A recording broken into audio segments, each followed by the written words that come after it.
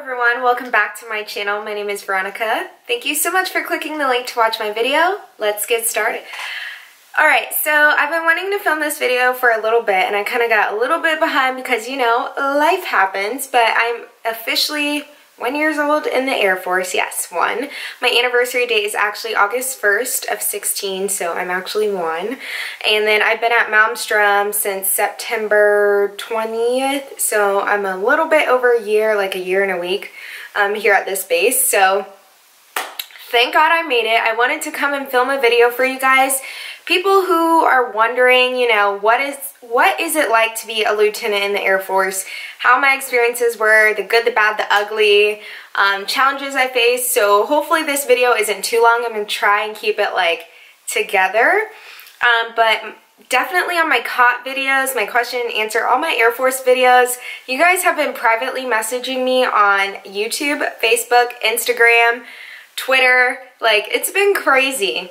You guys have really been sliding through the DMs, so I wanted to come on here and kind of do a video so that way you guys can kind of understand like where I'm at right now and kind of give you an insight of if you are coming in as an officer, because I feel like there's not a lot of officer videos.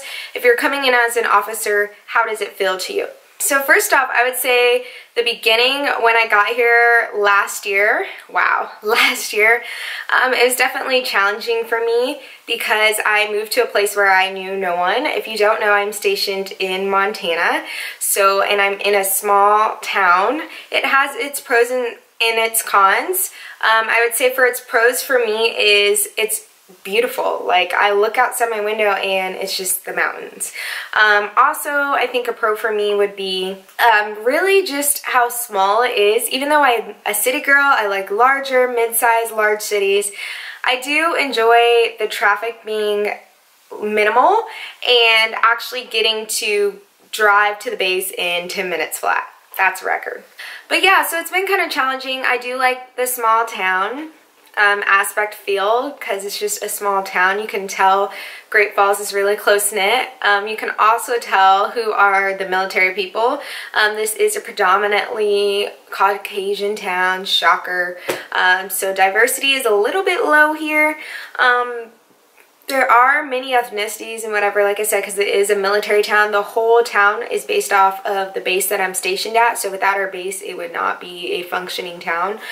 We are getting in, we just got in a Hobby Lobby, so I will be there Monday through Saturday. We have a TJ Maxx, you know, stores like that. We don't really have any makeup stores like Ulta or Sephora. However, Ulta is adding a store here. It is on their website game list where locations are showing, so it's coming soon. So I'm waiting for that, and we just got a brand new, we had a Walmart, but it was all the way down to me in Timbuktu. So now we have a Walmart on my side of town because even though it's a small town, geographically, it's very long. So very long and kind of wide. So if I drive somewhere, it might take me 20 minutes and I'm still in the same city, if that makes sense. So it's a little bit, sometimes I get a little lazy and I don't like to drive. Cons of living here, the snow. I hate snow, I hate cold. Although the nature is beautiful, another con for me is it's just, to me, it's like almost too nature for me. My type of personality is if I live in a nature town, then right next to me I need a city or a medium size where it has Ulta, Sephora, Home Goods, TJ Maxx, stuff like that. Somewhere, something, good restaurants. There's no good restaurants here. I think there's probably one that I've tried that I've actually been like, okay, I would actually eat here again. But literally Monday through Sunday, or Sunday through Saturday, sorry, I cook. I cook all the time. I cook what I'm craving. I've cooked crab legs, I've cooked curry, I've cooked Mexican food. Like, I have been thrown down in the kitchen. So, and I'm already a good cook.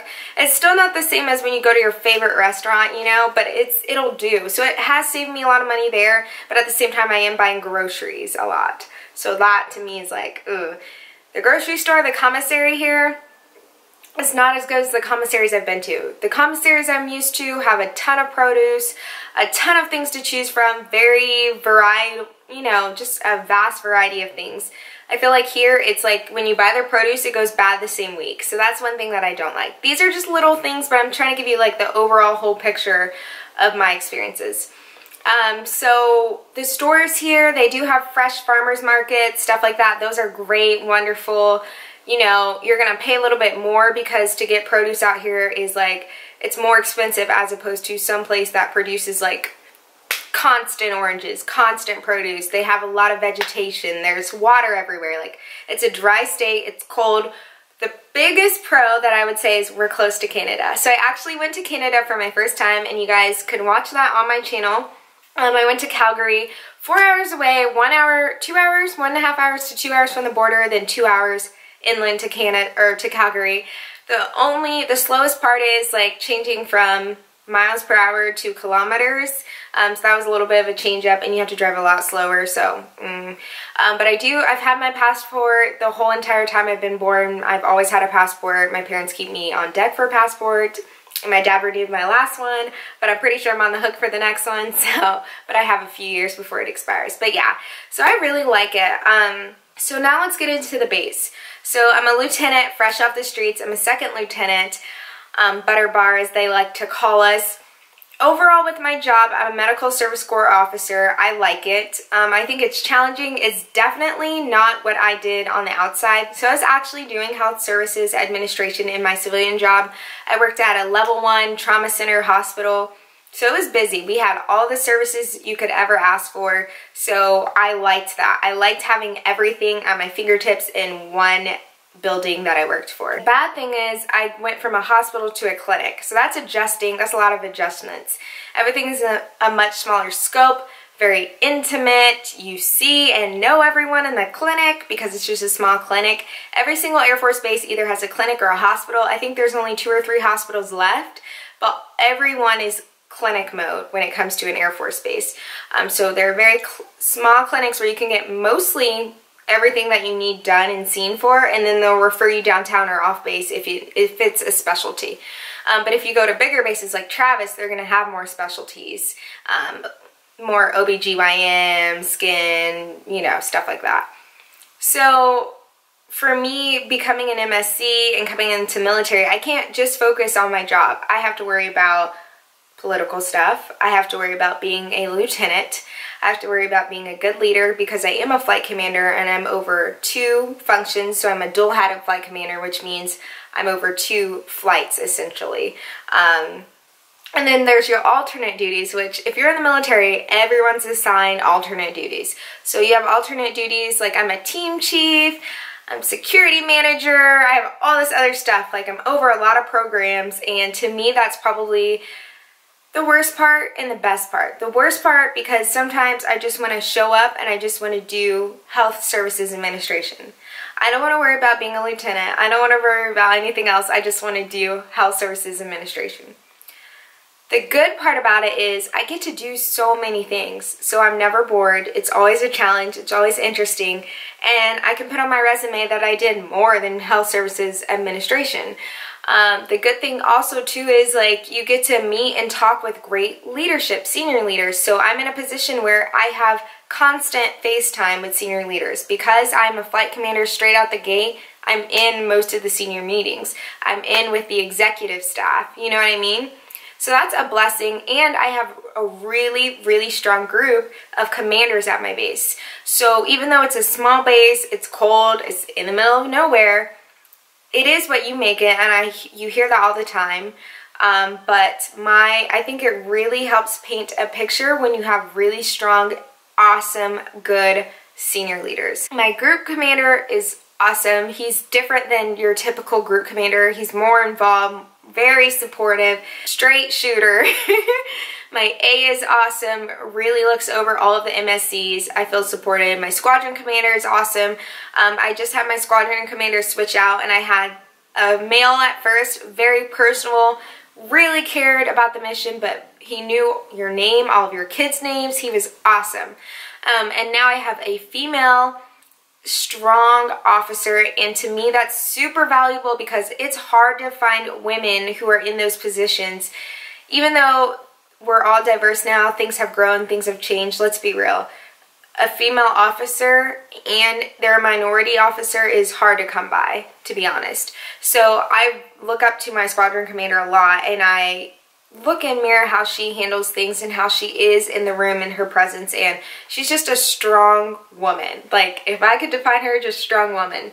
So I've had a really awesome time dealing with my senior leadership, dealing with them putting me up for things or them pushing me out. I've never felt like I can't do anything or I can't be myself. I've never felt that, and that's important when you're working in a military government environment and you're constantly, especially as millennials, as we come in, we're the lieutenants, we're the young captains, we're a lot different than our colonels, lieutenant colonels, and majors.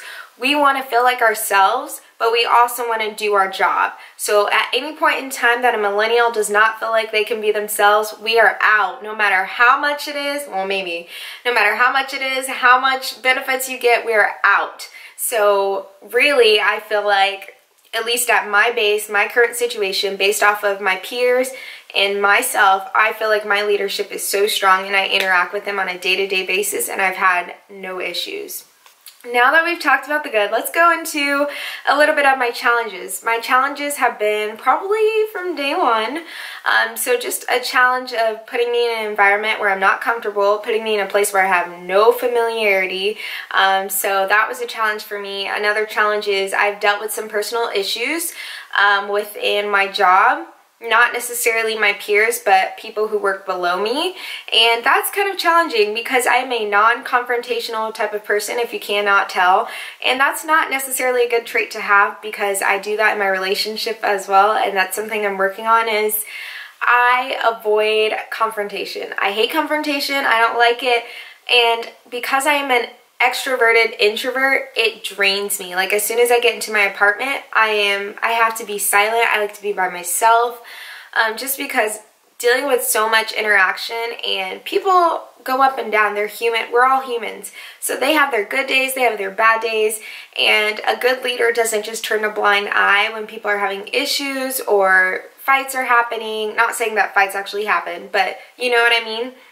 So for me to like take that extra step and involve myself, make sure my people are good on a day-to-day basis, on the weekends, on holidays, I'm making sure morale is good, I'm making sure they're not overwhelmed, I'm making sure they know how to do their job, I'm mentoring them, I'm educating them. It's a lot. It's not like I can just focus on my job. And again, that comes up time and time again. But it's growing me so much as a person and as a leader. I've never experienced a better leadership opportunity than becoming a lieutenant in the United States Air Force, a medical officer too. So I know people are like line side and med side are different, fun side. We are a little bit different, but essentially our leadership skills are the same. You're going to see more leadership, probably supervisory roles, when you become, at least for my base on a global strike base, when you become a medical officer, just because on my side of medical officer, so not the clinician side, but the support side, you're usually a flight commander right away, or you're a deputy flight commander, so you're second in charge. So from the very beginning, we're thrown into like, you will be over them, you will run this program, yada, yada, yada. So that's been a challenge though. I've had my ups and downs. There's been some days where I've just like, I think I've only cried once, maybe once or twice. Of course, never in public, never in front of them. They would never know it. I smile all the time. So, but I've had my moments where I've been really sad, just because I faced a lot of opposition too lately, and it's a test to make me stronger. It's also a test of my leadership skills, and I'm a female officer, so it's going to be a little bit different as opposed to a male coming in and saying the same things I do. So I noticed that I have to kind of speak louder, be a little bit more assertive, to kind of get my voice out there, but at the same time I maintain who I am, because I always am going to stick to who I am. It's really important to me not to sell out just to get a strat, not to sell out for politics. Like, when you maintain who you are, when you believe in who you are, when you better your craft, you're gonna get noticed. It's the people who kind of do things strategically. They can only keep that act up for so long, and then their true colors start to show. So I make sure that I'm not one of those, and I don't hang around people like that. But I do surround myself with strong leaders, and I also make sure I surround myself with people who think differently, because I want to make sure, you know, when I have to do anything disciplinary issues, or when I have to make tough calls that I'm getting everyone's input. And I try and get my flight's input too, so they know. I'll make the final call, but it's important to get the input from the people who are actually doing the job. So that's one thing you have to do. I think being a lieutenant is an amazing experience because you get to start at a level where you're at the bottom of the totem pole for officers, but you get all of that time to learn and make mistakes and grow. Whereas if you're coming out as a captain or a major, you really don't have time. You have to sit there and know what you're doing. They're going to expect a high caliber amount of work out of you, and honestly, they already still expect that from me as a lieutenant. I put forth really good products. I try to make sure. There are times where I come short or I'm like, I don't really know what I'm doing, but I submit it and then I get the feedback to critique some twists and things some ways. So I think it's all about being flexible and adaptability, adapting to your environment. This is a job where you're going to have to be okay with change. And I'm not just talking about a medical officer, I'm talking about lieutenants as a whole. They're going to tell you one day, officers as a whole, you're over this program, then the next day they're going to be like, switch, or we're going to move you over here, or you're doing so good, we're going to throw 4 more programs at you. And it's not to make you drown, even though you feel like, are you drowning me? You have to be. You're about to drown me. I'm not going to make it. But really, when you see people who are really good leaders, not necessarily they have the best skill set, but they're just awesome to work with, they're positive, they can get the job done, you're gonna give them more responsibility. So that's the same thing they do. When they see that you're a good leader, you're handling yourself well, you have a great attitude, they're gonna give you more. And I feel like that's a compliment to me that they've given me to be over so many things. Even though I am at a smaller clinic, so a lot of us have a lot of programs, but I feel like it's a huge testament to how I act. One thing to keep me balanced though is I pray a lot. Finding a church home for me is really important. I still haven't found one after a year of being here, but I think I've been really critical. I'm going to be honest with myself and with you guys. I'm a very critical person. I like everything a certain way. I scrutinize things to a certain extent, more within myself than within others, but I have a high standard of excellence. And I think that if you have an average mentality, you're not going to make it. And I tell my flight this all the time. You have to think above average. You have to think exceptional. Even if it's something so small that you're changing. It doesn't have to be this huge thing like, oh, I'm exceptional now. It can be something so teeny tiny and it makes a huge difference over time. That's how I want people to think, and that's how I think. So sometimes that can be a little bit of a perfectionist stuff kicking back in, and I worked really hard to get rid of that or minimize it at least. And sometimes it comes back out because military people, a lot of military officers, a lot of MSCs are type A. So when you're around other fellow type A's, your type A kicks back in full blazing. But I'm learning now that I'm going into my now that my first year is over, so I'm about to begin into the road to getting to my second year, I'm learning now to calm down a little bit more, allow myself to make mistakes. And one thing that I always say is, I don't know. I don't know is the best phrase to me, because I'm not going to sit here and lie and say I know something when I don't. So usually I'll say, I'll get back to you, sir or ma'am, or, you know, make sure when you're in meetings, when you're dealing with people, if you really don't know the answer, don't sit there and say you know or make up an answer, because that's what they want to hear. Tell them, I don't know, let me look that up. No, that doesn't sound right, let me get back to you. They're okay with that as long as you follow up with them. So I briefed the wing commander, the vice wing commander. I briefed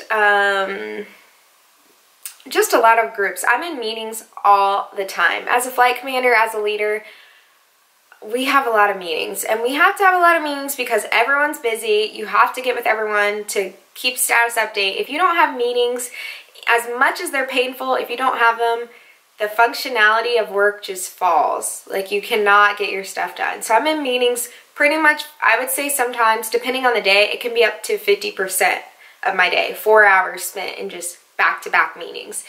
So getting lunch, I used to never take lunch. Now I make it a point to take lunch. I will drive to my house 10 minutes away, take lunch, and come back. Because getting out of the environment, giving my eyes a break from looking at the computer is just, that's what I need to do. Other than that, I pretty much think it's basically a normal job outside of that. So there's a lot of events that our wing has to kind of make sure that people aren't feeling lonely, especially over the holidays. They have dog sledding, so I'm going to be doing that this year. Hiking, I'm going to be trying that this year. I just think I needed a year to kind of get myself, as bad as it is, I know a year is a long time, but I needed a year to kind of get myself into a new environment, a new job, a new caliber. I can't be as creative as doing makeup and stuff there. I mean, I could, but you can't express it as much, you know? Like very minimal makeup like I have right now is Air Force approved.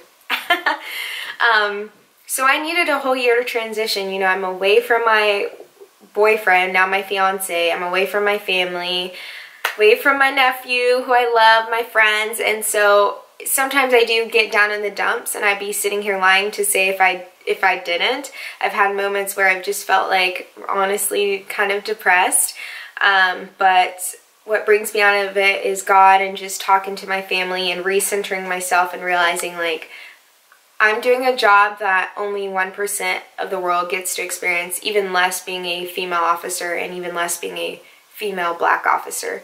And that's not to brag or say or discount any of the other ethnicities, but when I think about that and I think about how very few people make that percentage, it makes me proud. And how hard I worked through almost being on my deathbed my senior year and getting everything submitted, turned in. I graduated at 21 on time, everything. It was amazing, you know? So I think about all that and I say to myself, like, how can I complain when God has been so good to me? I can't complain. So this year, I've been trying to do better. I'm gonna get out more, I'm gonna hang out with more people because I can be a little antisocial. I made a very small group of friends, and I'm okay with that. That's plenty for me. But I want to get out and network more, be more, hang out, get myself kind of out of my apartment a lot more, just to kind of, you know, enjoy life and enjoy what Montana has to offer. Because I should be PCSing probably in another year and a half. So usually right around your 3-year mark or your 2.5-year mark, you can PCS. So I won't, when you think about it, I'll be getting married this year. Lewis will be here with me for like less than a year, and then we'll probably be moving somewhere else, you know? So it's not terrible. This place is not terrible at all. The people are what make it here for sure. The food is lackluster. I'm not gonna lie to you guys. Movie theaters, lackluster. Not gonna lie to you guys. No makeup. But other than that, everything else, I've just been so blessed to experience life and experience this and have a stable income, a stable job, stable healthcare, stable everything. I'm doing the thing. So I just wanted to come on here and explain more stuff about being a lieutenant. Really, I think the biggest thing I would say is learn all you can, soak up all you can. I'm going to be a lieutenant for 3 more years. So I'll be a 2nd lieutenant for another year, and then in August, next August, I'll graduate to 1st, or I'll promote to 1st lieutenant, and then after 2 more years, I'll then put on captain. So I got 4 years of being a lieutenant, and I'm going to embrace it, love it, hug it, shine my butter bars, be proud of my rank, because I'm a butter bar, and I'm hanging in there, I'm doing it. I just survived my first fiscal year closeout. Like, y'all can't tell me anything, really. So really, I kind of just wanted to do this video to give you kind of like where I'm at with everything. If you want another, I will do another Air Force Q&A because I've gotten so many questions, and I'm learning to embrace talking about it more without fear of like saying the wrong thing. I just want to be honest with you guys, and that's okay. So if you have any questions that you want me to do in my next Q&A about the military, just drop them below or DM me on my social media, and I will go ahead and answer those for you guys in a video. But overall, I think being a lieutenant is great, and you're just gonna have to learn to love it. Don't think you know everything. Have a great positive attitude. Your reputation is everything in the military, so make sure you're not tarnishing your reputation. Don't get yourself in trouble with any of the Uniform Code of Military Justice laws that we have to follow. No fraternization. Don't put yourself in anything, and just remember that when people go low, you go high. I hear that phrase all the time in the military, and it's so true. I've had people go low and kind of drag my name a little bit through the mud, and I refuse to go low with them. I'm going to stay high and stay consistent and stay at where I'm at with my leadership skills. And just know that you don't know everything, and everything is a process. And it's okay to be down. It's okay to be human and feel it and have a little bit of like jaded and mess up. That's okay. Make mistakes, because then you come back even stronger. And then people see how much you've grown. To me, for me, I don't worry about the politics. I worry about doing good at my job and being good at my job. That's first for me. I'll worry about more of that stuff as I start to gain rank and where it really does matter. You got to be strategic. But right now, the luxury is I just get to kind of do my job, do my alternate duties, show face, go home, interact with leadership, that type of stuff. So yeah, that's my update on being a lieutenant. I love it. I know people, the biggest question I get is, do you think you're going to stay in? Right now, I would say yes. But again, you have to take it year by year. I'm about to be married after a few years, or so many years. We're going to have kids. So my life's going to be changing significantly, and you guys are going to be able to see how I was before and after.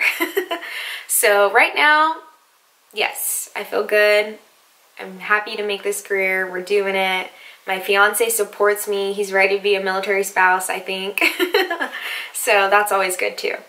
Alright, so I just want to wrap this video up. Hopefully that made sense. I kind of rambled, but I will do more videos if you guys really want them. So if you want them, hit the thumbs up button. Don't forget to hit the subscribe button. And we made it to 1,000 subscribers. Thank you guys so much. I'm so happy. God bless you guys, and I will catch you guys in the next video. Bye!